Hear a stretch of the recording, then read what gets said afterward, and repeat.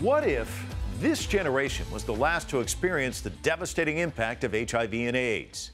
Two friends, Sam Bartos and Michael Reiterband, posed this question to each other and then to strangers.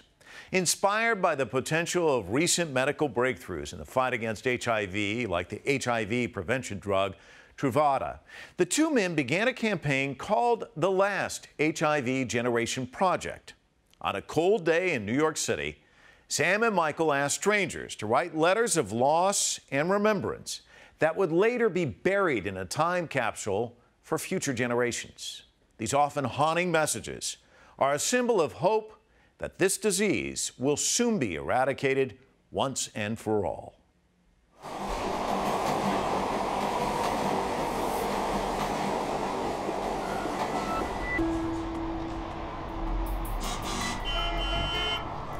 My personal experience with the project comes from being a community member in New York. It's a dense city.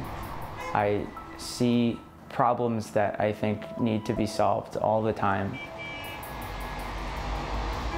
New York was hit hardest by the AIDS epidemic in the 80s and continued to be sort of like a landmark of where AIDS grew and became truly an epidemic.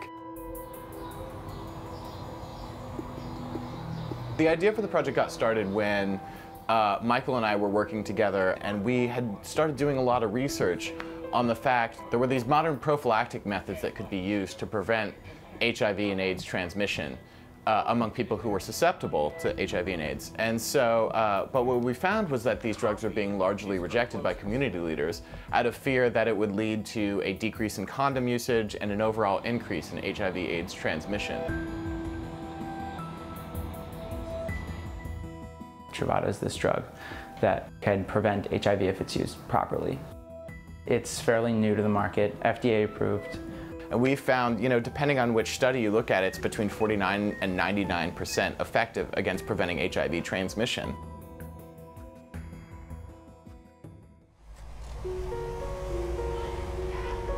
I'm a writer, and Michael is a designer.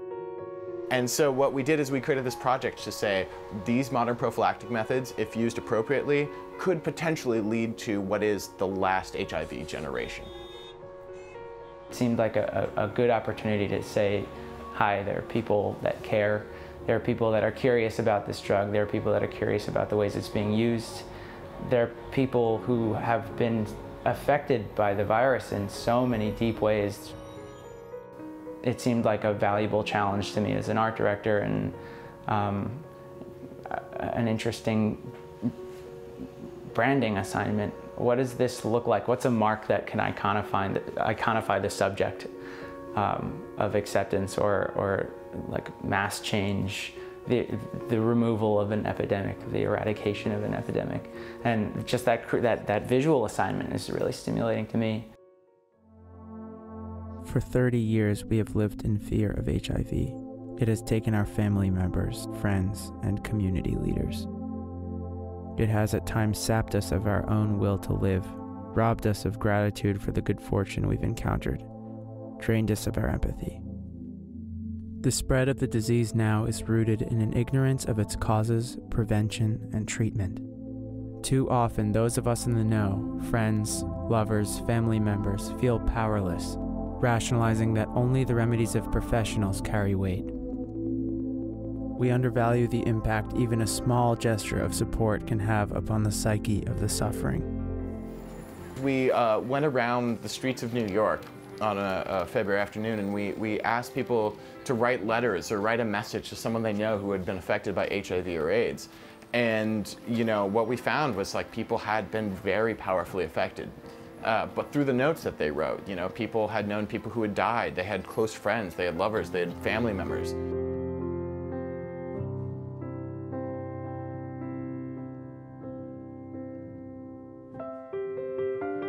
And we had them put them in a time capsule that the idea was that we would bury this time capsule and it'll be opened in a generation that is free of HIV and AIDS.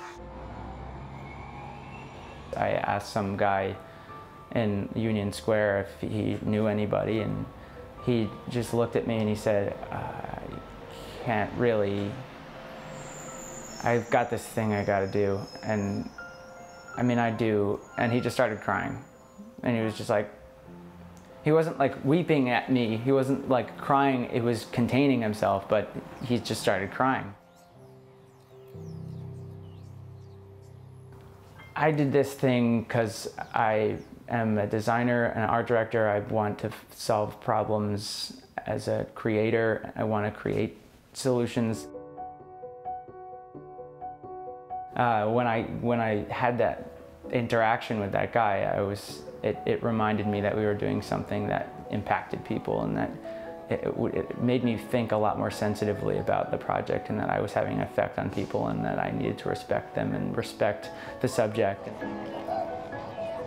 Well, other people were just silent and picked up the pen, knew exactly what to do, and started writing, and the messages were totally impassioned and very sweet, and they thanked us for the time, and we thanked them for the time, and more often than not, it was a very organic exchange, and people who were affected needed it, is what it felt like. Say hi to Johnny. We wanted to create a conversation around HIV and AIDS as it exists today, and not as it existed in the 80s or the 90s when it was a more prevalent epidemic, but as it still exists today as a more overlooked epidemic. We wanted to bring the conversation back to the idea of this is still something that is causing people hardship and causing people heartache and killing people. Now that we're finally burying this capsule, like, now we actually have to move forward. Now we have to push forward these modern prophylactic methods that exist towards preventing HIV and AIDS. And we can actually, we very strongly believe we can actually make this the last generation of HIV.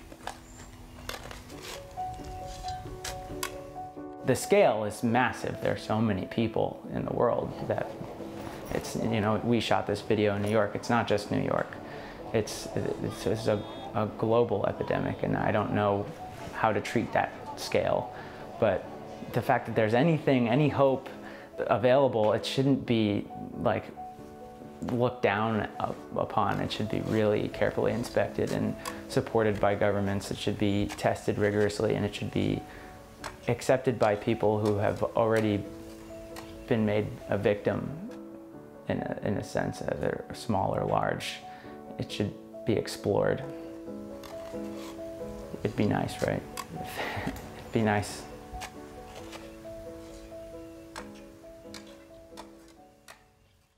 That's it for this week. Join the conversation with us on social media. We are CCTV America on Twitter, Facebook, and YouTube. All of tonight's interviews can be found online at CCTV America's website. And let us know what you'd like us to take full frame next. Email us at fullframe@cctv-america.com. Until then, I'm Mike Walter in Los Angeles. We'll see you next time.